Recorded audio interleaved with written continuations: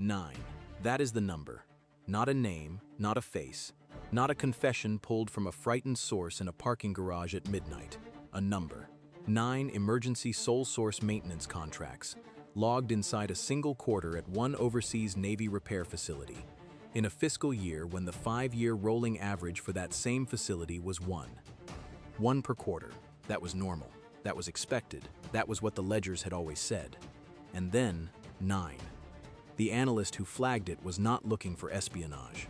She was not running a counterintelligence profile or tracking a suspected foreign asset.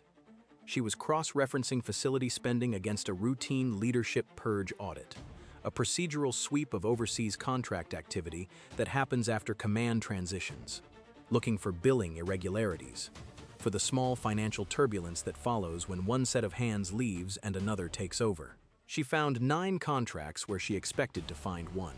The strangest part? Every single one of them looked legitimate. Each carried the correct administrative signature. Each cited a plausible operational emergency, a fuel pump assembly, a radar component backlog, a corrosion mitigation package. Each had a vendor on the other end with a name, a registration number, a working phone line. Nothing was obviously wrong. Read any single one of them in isolation and you would have moved on. But she counted them, all 9, in 1 quarter. This is the story of what happens when a number refuses to stay quiet. 13 months of forensic accounting. A Title III wiretap authorization, shell company mapping across 14 countries, and at the end of it, a trusted government insider, 3 indictments, 6 vendors stripped from the federal procurement rolls, and a compromised picture of Pacific naval repair readiness that investigators still will not fully quantify in public filings. It did not begin with a tip, it began with 9. The facility sits on foreign soil, operating under a status of forces framework, a Navy repair yard tasked with maintaining surface and support vessels during forward deployments across the Pacific region, the kind of place that keeps ships at sea. The kind of place where downtime is measured not in dollars but in operational gaps. Windows when a vessel is not where it needs to be, when a patrol does not happen, when a readiness posture quietly degrades. The Comptroller had been there for 11 years. 11 years is a long time in any government posting. Long enough to know exactly how the paperwork flows. Long enough to know which contract thresholds trigger mandatory competitive bidding and which fall below the sole source ceiling. Long enough to know that an emergency classification bypasses the standard review queue entirely, because emergencies, by definition, cannot wait for review boards. The Comptroller knew all of this, had known it for years, had in fact helped write the facility's internal emergency procurement guidance 3 budget cycles earlier. What he did with that knowledge, what the forensic trail would eventually show he had done over 14 months, was not impulsive. It was not panicked. It was deliberate, patient, and systematic. Every signature looked like a crisis response, and only a count of 9 said otherwise. I spent time going through what the federal affidavit reconstructs of this case, and one detail kept coming back to me. The contracts were not clustered. They were not all signed in the same week during some manufactured operational crisis. They were spread, 2 in the first month of the quarter, 3 in the second, 4 in the third, each time to stay just below the attention threshold that a cluster would have triggered. Whoever designed this scheme understood bureaucratic rhythms the way a musician understands time signatures. They built a 9 that felt like 9 ones. The Treasury analyst, we will call her the reviewer, filed her flag as a 3-line memo to her supervisor at the Financial Intelligence Unit within the Treasury Department's Office of Foreign Assets Control, better known as OFAC. The memo did not allege fraud. It did not allege espionage. It said, in the flat language of bureaucratic notation, that the contract frequency at the facility was a statistical outlier requiring secondary review, and that 4 of the 9 vendors had registration ages of under 18 months. 4 vendors, under 18 months old. Winning emergency sole source Navy contracts. Her supervisor forwarded the memo to a liaison desk. The liaison desk contacted the Naval Criminal Investigative Service, NCIS. NCIS ran a parallel check and found something the reviewer had not had access to. 2 of the 4 young vendors shared a registered agent address in a mid-Atlantic state with a third company that had no visible business activity but maintained an active bank account that had received wire transfers from 3 different Pacific Basin correspondent banks in the prior fiscal year. They called FBI. The FBI's Washington field office assigned the case to a joint counterintelligence squad already embedded with Treasury's OFAC team. The operation was designated Dry Dock. The date was 13 months before the arrests. 13 months. In federal counterintelligence terms, that is a focused case. Cases of this complexity have run 3-4 years. Dry Dock ran 13 months because, as investigators would later note in sealed filings, the financial trail was unusually clean, which itself was a signal. Legitimate accounting has noise. Real emergencies create irregular paperwork trails, last-minute vendor substitutions, partial invoicing. These contracts were almost perfect. Every invoice matched its purchase order to within rounding error. Every delivery confirmation was dated and countersigned.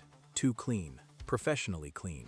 Put yourself in the shoes of the forensic accountant assigned to this case for a moment. Sitting in a secure, compartmented information facility, SIF, somewhere in the Washington area, with 9 contracts spread across a desk, and the growing suspicion that you are not looking at fraud. You are looking at a designed system. The question is not who is stealing. The question is what they bought access to with the money they paid out. That question would take months to fully answer, and when the answer came, it was worse than anyone on the initial team had projected. 6 weeks into Dry Dock, the FBI's financial analysts finished mapping the full vendor network. What they found was not 4 shell companies. It was a constellation. 4 primary vendors, each feeding into a set of sub-tier entities: freight brokers, logistics consultants, a marine parts distributor incorporated in a Pacific Basin jurisdiction, that collectively formed a layered structure designed to diffuse wire transfers across enough hops that any single transaction would read as routine commercial activity. 27 wire transfers, 14 months. 11 financial institutions across 7 countries. And at the terminus of the network, not directly, not with any name attached, a beneficial owner structure that OFAC's Foreign Financial Intelligence team identified as consistent with the operating patterns of a GRU-linked commercial front. Not a military unit, not a diplomatic entity. A commercial front. The kind of structure Russian military intelligence has used for decades to conduct financial operations in jurisdictions where direct GRU contact would trigger automatic sanctions review. The review flagged it as a probable foreign adversary attribution. Not confirmed, probable. The investigators had a bigger problem now. They had found the money trail. What they did not yet know was what was traveling in the other direction. In this kind of operation, money goes one way. But something else, something the GRU front was paying for, goes the other. What had the Comptroller given them? The Title III wiretap authorization, a court-ordered intercept of electronic communications under federal law, was approved in the 4th month of the investigation. It covered the Comptroller's personal and work communications, 3 of the primary vendors' contact numbers, and a set of encrypted messaging accounts identified through metadata analysis. What the intercepts produced over the following 9 weeks was not dramatic. No Cold War-era brush passes, no dead drops described in coded language. What there was, buried inside routine vendor correspondence and what appeared to be logistics coordination calls, was a vocabulary, specific technical terms. Not classified terminology, not the kind that would trigger an automatic intercept flag, but terms of art used inside naval logistics and maintenance planning, backlog sequencing, availability windows, parts deficit cycles, maintenance deferral queues. The Comptroller was not selling blueprints. He was not passing classified documents in the traditional sense. What he was doing was, in some ways, more operationally valuable. He was providing a running, real-time picture of which vessels in the Pacific Theater were behind on maintenance, which were awaiting parts that had not yet arrived, and how long those availability gaps were expected to persist. Think about what that picture is worth to a foreign military intelligence service. Not the capability of a specific vessel. That information is classified and protected by layers of security. But the absence of capability, the gaps, the windows, the weeks during which specific forward-deployed assets will be in a repair queue rather than on station. Operational Readiness Intelligence. The shadow map of Pacific naval strength. Not what is there, but what is not. The investigators briefed the National Security Division of the Department of Justice in month 6. The NSC was notified. Defense Intelligence Agency liaisons were brought into a need-to-know compartment. The question on the table was the same one it always is when a counterintelligence case reaches this stage. Do you arrest now, or do you keep the channel open and watch it? Keeping it open meant the intelligence flowing to the foreign adversary continued. Every additional week of surveillance was another week of compromise. But it also meant more evidence, more threads, more opportunity to identify other nodes in the network, potentially other cleared personnel at other facilities. They kept it open for 4 more months. Here is the take that will probably draw disagreement. That decision, to keep the channel open while confirmed classified adjacent intelligence continued to flow, reflects a structural preference in federal counterintelligence that values network mapping over immediate threat suppression. You get a better prosecution, you get more defendants. But the ship that was supposed to be on station during those 4 additional months was not on station. That cost is real, and it does not appear in the indictment. In month 8, the investigation expanded to include a second subject, a logistics coordinator at the same facility, whose name had appeared on 4 of the 9 emergency contracts as the secondary authorization signatory. In federal procurement, a secondary authorization signatory is supposed to be an independent check on the primary approval, a second set of eyes, an institutional safeguard.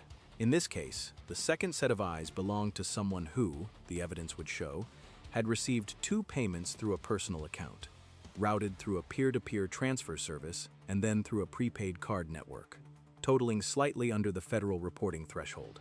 Slightly under, not by accident. A third subject, a vendor representative who had served as the primary point of contact for 2 of the 4 shell companies, was identified through surveillance of a meet that took place in a commercial district near the facility. The meet lasted 11 minutes. What was exchanged was a document, a printed document, not a digital file, that investigators recovered a copy of through a parallel source. The document was a maintenance deferral schedule, an internal Navy planning document, not classified at the secret level, but marked Controlled Unclassified Information, and explicitly restricted from disclosure to unauthorized parties under 32 CFR guidelines. He handed over a government planning document in a parking structure in broad daylight. 11 minutes. Then he drove back to the facility and badged in through a secured access door like any other workday. The most surprising thing about this case, when you sit with all of it, is not the scale of the fraud. $231,000 paid to the Comptroller across the full 14-month period, against $612 million in inflated and laundered contract value flowing through the vendor network, against an intelligence picture of Pacific repair readiness that investigators have declined to assign a dollar value to in any public document because some costs do not have numbers. $231,000. That is what he was paid.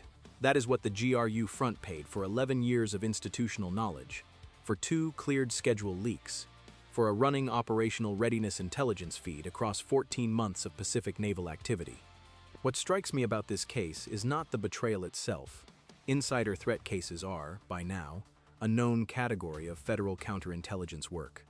What is striking is the leverage ratio. $231,000, paid carefully, incrementally, below reporting thresholds, in exchange for intelligence that foreign military planners could use to calibrate operational timing across an entire theater. The return on investment, from the GRU front's perspective, was extraordinary. And the reason it was possible is not that the defense was weak, it is that one person with 11 years of institutional access and the patience to use it quietly can generate an asymmetric intelligence advantage that no technical countermeasure fully neutralizes. Do you think the current oversight framework for sole source emergency contracting at overseas facilities is adequate to catch this kind of scheme before it runs for 14 months? Leave your answer in the comments. We read every one of them. Month 10. The case team, now comprising FBI counterintelligence agents, NCS special agents, Treasury OFAC analysts, and a Justice Department national security attorney, began preparing for the operational phase. The arrest plan required simultaneous action at 3 locations: the Comptroller's residence, the logistics coordinator's residence, and the facility's administrative offices. Simultaneous. That requirement is not procedural theater. It is operational necessity.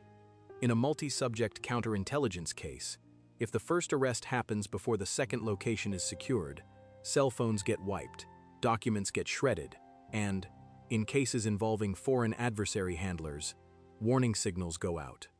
The handler does not get arrested. The handler is already beyond reach. You lose the whole network for the sake of one clean arrest. The plan called for 3 entry teams executing within a 6-minute window of each other. 3 weeks before the planned execution date, the operation hit its first major obstacle. The logistics coordinator, the second subject, transferred to a temporary duty posting at a different facility 4 time zones away.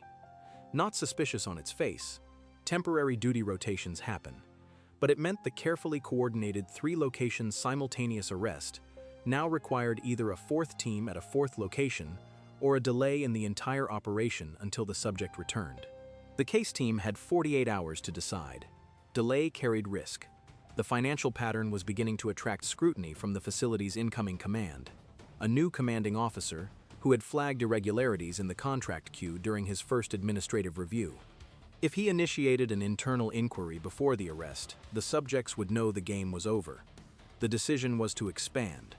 A 4th team was assembled and briefed within 36 hours. Coordination calls ran through 2 nights. The execution date held. Then, 18 hours before the raid, a second problem, a technical problem.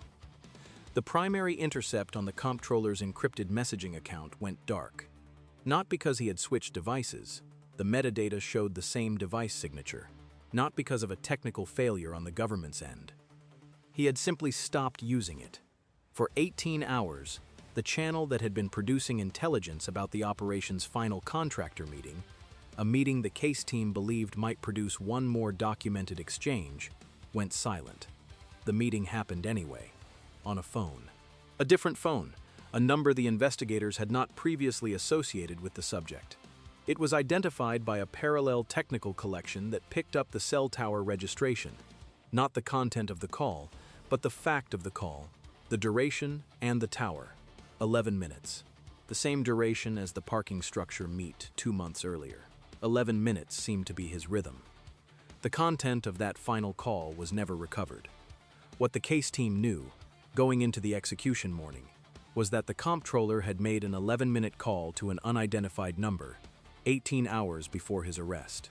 Whether that call was to the vendor network, to a personal contact, or to a handler, they did not know.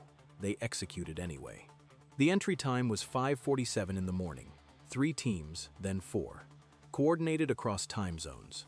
The 4th team had a 40-minute window before the second subject's duty day began, and he would be inside a secured facility where entry required command authorization. At 5:47 a.m., the team at the Comptroller's residence made contact. Standard federal arrest protocol, agents at the front door, secondary perimeter on the sides and rear. The subject answered on the second knock. He was in civilian clothes, which meant either he had been awake already or he was a sound sleeper. He did not run. He did not argue. He looked at the badges and the warrant, and he said nothing for 23 seconds. Agents noted the pause in their field report. 23 seconds of silence, and then, "I'd like to call a lawyer." The first set of handcuffs closed at 5:49 a.m. At 5:51 a.m., the team at the logistics coordinator's temporary duty location made entry to the residence building with facility security cooperation. The subject was detained in the corridor outside his quarters. The arrest was completed in under 90 seconds.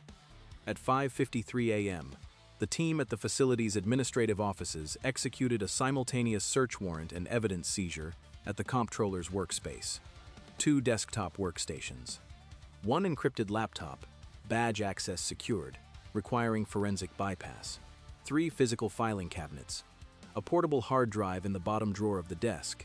And, behind a false panel in a lockable equipment cabinet, the kind used to store audit binders, a second set of books. Not a figure of speech. An actual second ledger, handwritten, cross-referenced with what investigators would later identify as the internal accounting codes for all 9 emergency contracts. The vendor representative, the third subject, was arrested at a commercial address in the same metropolitan area at 6:02 a.m. 3 subjects, 4 locations, 15 minutes and change from the first knock to the last set of handcuffs. The Bearcat armored vehicle that had staged at the perimeter of the facility never moved. No dynamic breach, no flashbang, no battering ram. The entries were quiet. The subjects did not resist. Sometimes the most important arrests in national security history are the quietest ones. They are quiet because 13 months of work made them quiet. The indictments came down 41 days after the arrests.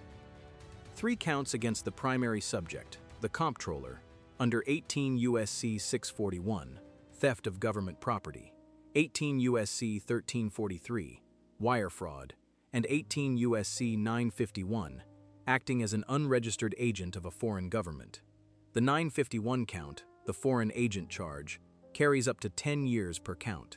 It is not the espionage statute, 18 U.S.C. 794, which requires proof of intent to harm national defense, but it does not require that level of proof. It requires showing the subject acted under the direction or control of a foreign government or official, and that he knew it. The wire fraud counts alone covered 27 transactions across the 14-month period, each transaction a separate count, each potentially a 20-year sentence. The logistics coordinator faced counts under 18 U.S.C. 641 and a conspiracy charge. The vendor representative faced 18 U.S.C. 1343 and a money laundering charge under 18 U.S.C. 1956. 6 vendor entities were delisted from federal procurement rolls by the General Services Administration within 72 hours of the arrests. The delistings were coordinated with Treasury OFAC's sanctions designation process. 4 of the 6 entities were simultaneously added to the OFAC SDN, Specially Designated Nationals list, effectively severing them from the U.S. financial system. The full contract backlog at the facility, every sole source emergency contract approved during the Comptroller's tenure, not just the 9 from the flagged quarter, was referred for re-audit by the Naval Audit Service.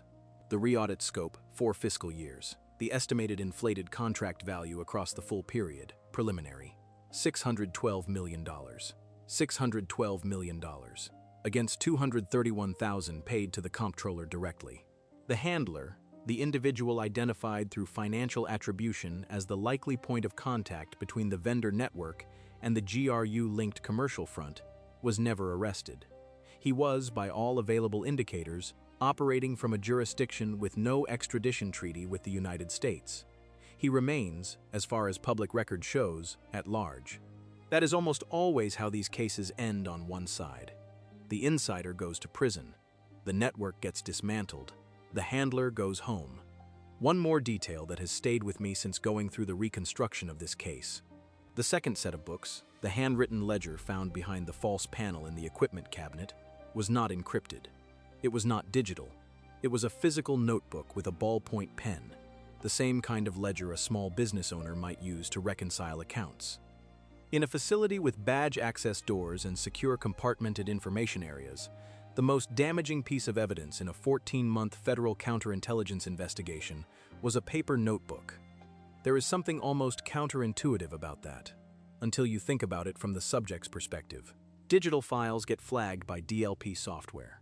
Encrypted drives attract attention during facility security audits. A paper notebook in a binder rack looks like a paper notebook in a binder rack.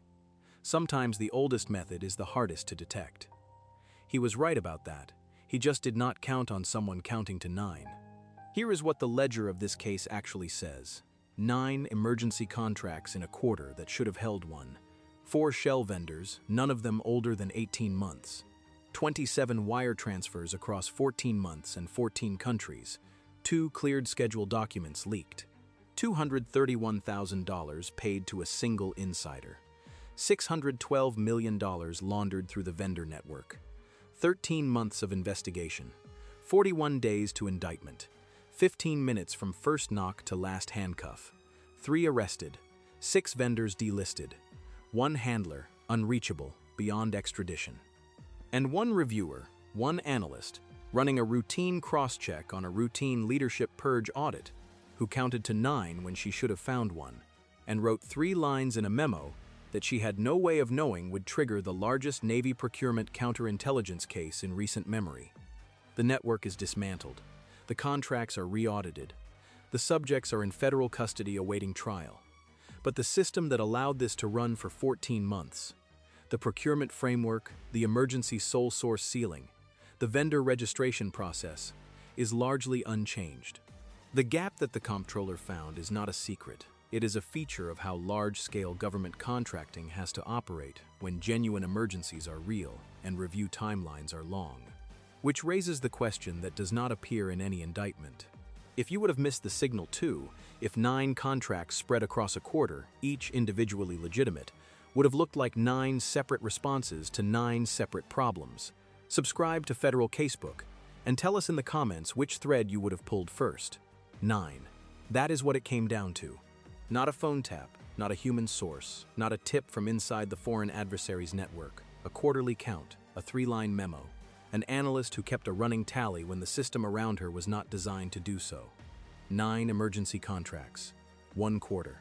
1 person who noticed that 9 was not 1. 1.